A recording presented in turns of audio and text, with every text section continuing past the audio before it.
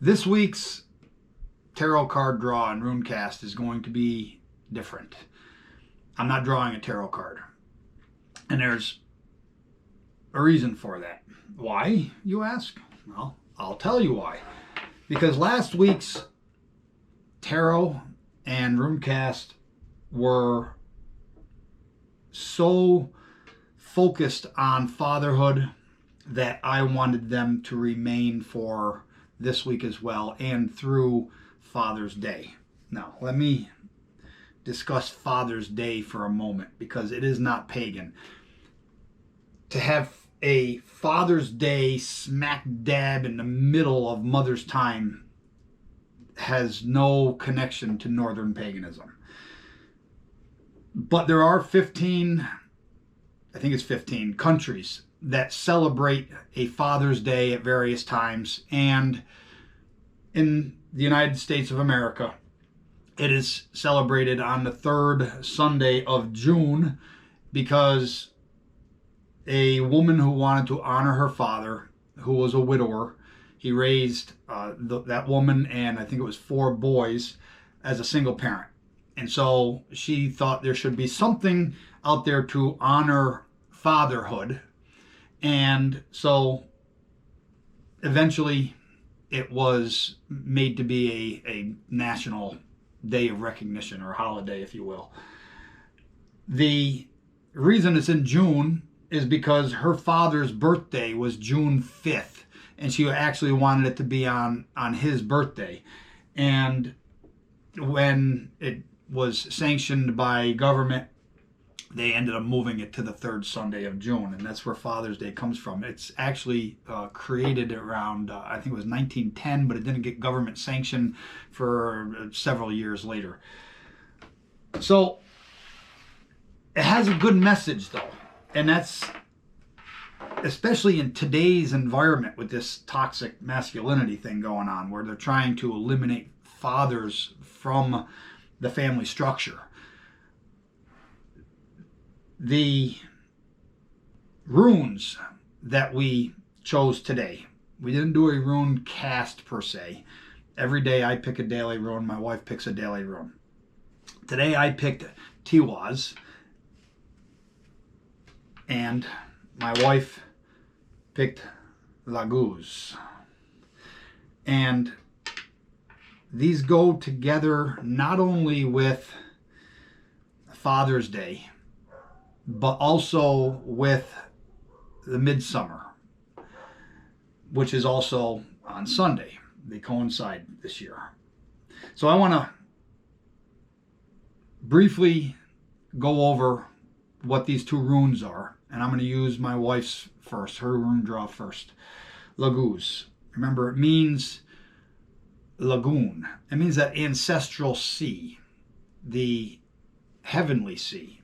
Lagom, a Swedish word. Everything is just right. This connection to ancestry. This weekend, fathers and sons and fathers and daughters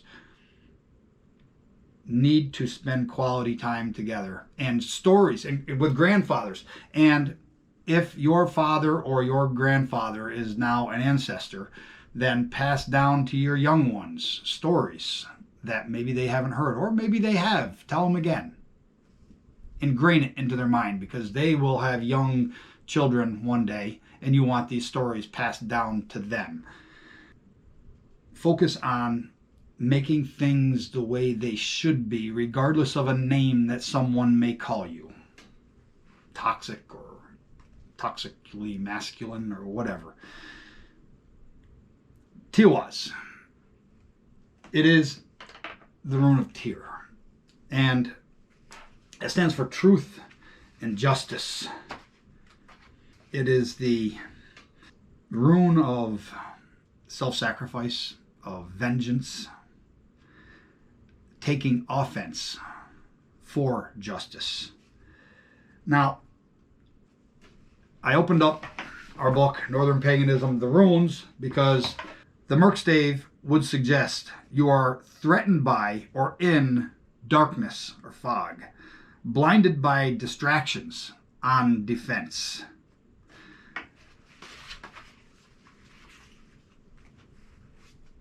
Darkness.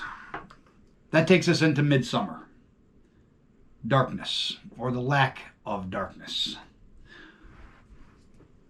In our book, Northern Paganism, Choices and Growth, this is one of the options for purchase. It's available through us, direct purchase, by the way. Both of these are Northern Paganism. The Runes is as well.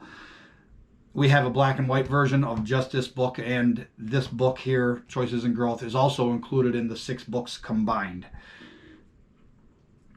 What kills Baldr? First off, our gods cannot be killed. So therefore, right off the bat, you have to think, okay, they're talking about something in nature or something celestial. What kills Baldr? Baldr is blazing white. That's what his name means. Blazing white. And Freya took an oath from everything, if you recall, except for what? Well, they say it's mistletoe, but it's not. That's a manipulation. It is not mistletoe. It has to do with darkness. It has to do with Loki in the disguise of an old woman who goes by the name of Thulka. It's all in here. As well as the Feast of Valhalla, Valhalla itself. And we give a breakdown of the year. And on page 24, July. Our Northern Pagan ancestors went by moon cycles, not by calendar months and ticks of a clock like they are now. July gets its name from Yule, the summer Yule. It is during this lunar cycle that Baldr arrives at his pinnacle of strength on the mast or famous roof beam. This is the midsummer, when everything is green upon that mast. This is when the midsummer celebration called Milestone takes place. Milestone comes from Old Swedish and means green leaf pole. Now we go down the page a little bit further. This month was not named after Julius Caesar. Julius Caesar chose this name because of the sun being at its highest point on the mast. Baldr is a diurnal god, and Julius Caesar wanted to be considered a god. This is the summer Yule, just like we have a winter Yule. And just like the winter Yule, it is a twain-month celebration. 2 months, 2 lunar cycles. That's where we get the July, Yule. And just like with the winter solstice, when we have the winter solstice being a period of 3 days when the sun stands still, the summer solstice is the exact same thing. In the time of Yule, you have the summer solstice. So this pinnacle that Baldr is on, blazing white. And Baldr can only be killed by one thing.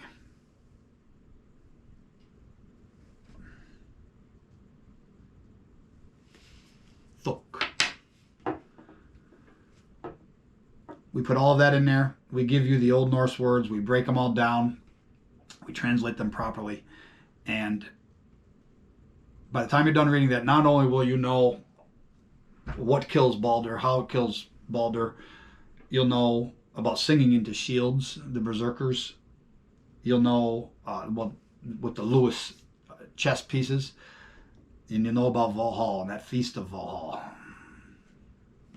So that's where I will end this video.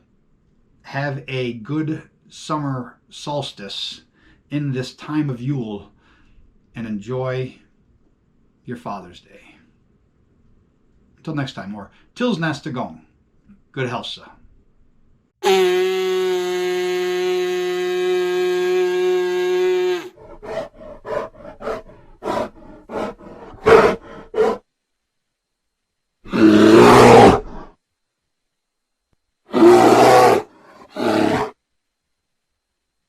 Yeah.